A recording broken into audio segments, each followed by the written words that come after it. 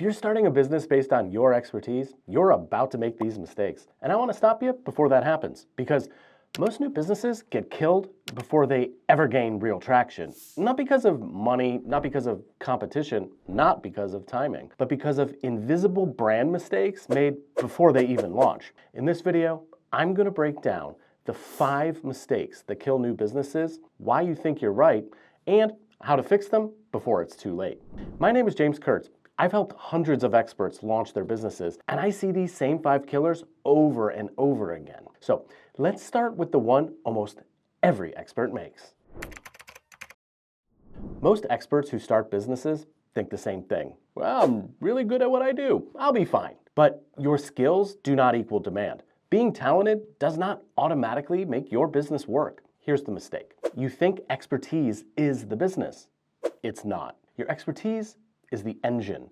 It generates power, it gives you capability, it makes movement possible. Without it, nothing moves. But an engine does not determine direction. That's the steering wheel. And your steering wheel is your positioning. Positioning determines who you are for, what specific problem you solve, why your approach is different, and what lane you compete in. If you have horsepower but no steering, you can't go anywhere meaningful. You drift, you stall, or worse, you crash faster. And this is where most experts double down on the mistake. They don't fix the steering, they upgrade the engine. More certifications, more services, more offers, more complexity. They add horsepower to a car that they can't steer. And then they wonder why they're exhausted and invisible. Because the truth is, if you don't choose a lane, the market won't choose you. Trying to be in every lane doesn't create opportunity, it creates confusion, and confused buyers do not buy. How do you fix this before it kills your business? First, accept this. Being good is not a strategy, clarity is. Can a stranger identify what you do and why it matters in less than 15 seconds? Second, define a narrow audience, not business owners, not startups. Do all of your ideal customers share the same painful problem? Third, define one core outcome, not a service list, an outcome. What changes in their life or business because of you? Fourth, articulate what makes your approach different. Not better, different. And what do you believe that others don't? Answer these questions and your expertise becomes a point of view, not a menu. Menu competes on price. Point of view competes on authority. When your engine and your steering are working together, now you move forward with control. Even if you position yourself well, there's another mistake that kills trust instantly. Every business has to build a visual identity, and most people treat it like a mundane checklist item. Get the LLC, open the bank account, throw up a logo, build a website, done. But when you treat your visual identity like a box to check, you lose trust in seconds. Let's get back to your car. So, you've got your engine now, you've got your steering wheel, and you know where you're going. You pull over, and you ask potential clients to get in. But your car is dented, the paint is chipped, the door barely opens. There's rust along the side, smoke is coming out of the exhaust. It doesn't matter how good the engine is, no one's getting in. Now, imagine the same exact engine, but the car's exterior is clean, the interior is polished. It feels safe, it feels intentional, it feels premium. Well, which car do they assume has the better engine? Exactly. Even if they're identical engines inside, the exterior matters. Your visuals don't just decorate your expertise, they signal its quality. Most people don't want to admit it, but if your logo looks amateur, if your website feels DIY, if your materials are inconsistent, people assume you're an amateur. And not because they're shallow, because presentation is a safety signal. Before someone experiences your work, they judge you, whether it's safe or not to trust you. And that judgment, it happens in seconds. So, what does credible actually look like? Well, first, consistency. You need rules, a logo system, a defined color palette, clear typography, a repeatable visual style. Consistency signals confidence. Second, alignment. Your brand shouldn't look expensive if you serve budget-conscious startups, and it shouldn't look cheap if you claim premium transformation. If your ideal client expects a Rolls Royce and you pull up in a Corolla, well, that's a mismatch. If they expect a Corolla and you pull up in a Rolls Royce, well, that's intimidation. Third, cohesion between visual and verbal. It's not just how the car looks, it's how you open the door. If your design feels premium but your messaging feels scattered, trust breaks. Your presentation has to match the level of outcome you claim to deliver. Because if you look less credible than you are, you will lose to people who are worse than you but look better. While looking professional is crucial, it doesn't mean that people feel understood.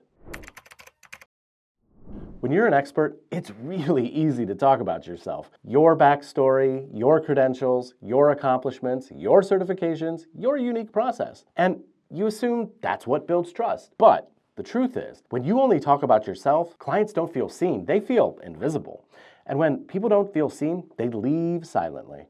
You never even knew that they were considering you. Think about it like this. You go to the doctor because something hurts. You've got pain in your torso. You don't know what it is. You just know you want it fixed. So the doctor walks in. And instead of asking you where it hurts and how long it's been happening and what makes it worse or what makes it better, they sit down and start talking about where they went to medical school, how many awards they've won, their innovative diagnostic philosophy, their unique approach to treatment. Well, how would that feel to you? You'd think, cool, but can you help me? You already know they're a doctor. You're not there to learn about their expertise. You're there to relieve your pain. And that's exactly how your clients feel. They don't visit your website to admire your resume. They show up because something in their business isn't working. They want a diagnosis, a plan, an outcome. But when your messaging said, I did this, I built this, I have this many years of experience, I use this framework, well, without clearly articulating their problem and their desired result, well, they bounce. And they never tell you why. And this is one of the most common mistakes new expert businesses make. And it happens for a simple reason. You haven't defined who you're really for. When you don't have a specific person with a specific problem and a specific outcome, you default to talking about yourself because you don't know who you're speaking to. Here's how to fix it. First, get clear on one type of person, not everyone, one. Second, articulate the exact problem that they are trying to solve in their language. Third, define the transformation that you create. What changes because of you? Now your marketing becomes about diagnosis and outcome. Not biography, not credentials, but empathy. And the empathy earns trust. But even when you improve your messaging, there's still a bigger structural mistake that trips most new businesses up. This next mistake might be the most common one of all, because it's the one that every guru here pushes. Just do more. Post everywhere, be omnipresent. Try every strategy, be on every platform. You just need more visibility. But when you post for the sake of posting, when you chase tactics without direction, you don't create growth, you create burnout, confusion, scattered effort. The overwhelming majority of people posting online are getting nothing. No traction, no leads, no momentum. Let's go back to the car. So this is like driving without putting a destination in your GPS. You're moving, you're burning fuel, but you're just turning down random streets. You hit a cul-de-sac, you circle back. You take a different road. Maybe you find a busy highway and think, this must be it. Then the next day, you're in a completely different town. And that's what tactic chasing looks like. And it happens because you don't know where you're going. You don't just tell a GPS, take me somewhere successful. No, you enter a specific address, a destination, and sometimes even a time you need to arrive. And business works the same way. So what actually creates that direction? First, you need a vision, not I want to make money, a real destination. What does your business look like in 5 years? Who are you known for serving? What kind of work are you doing? What kind of life does it create? Second, you need a mission. Why does this business exist beyond revenue? What problem are you obsessed with solving? Third, you need values, not buzzword, decision-making filters. Values tell you which opportunities to pursue, which clients to decline, which tactics to ignore. When you have vision, mission, and values, now you can choose your strategies intentionally. Maybe you ignore TikTok completely. Maybe you focus only on LinkedIn. Maybe you build referral systems instead of content machines. Now your tactics align with your destination, instead of chasing whatever worked for someone else. And even when you have clarity, there's still one final mistake that keeps most new businesses stuck at zero.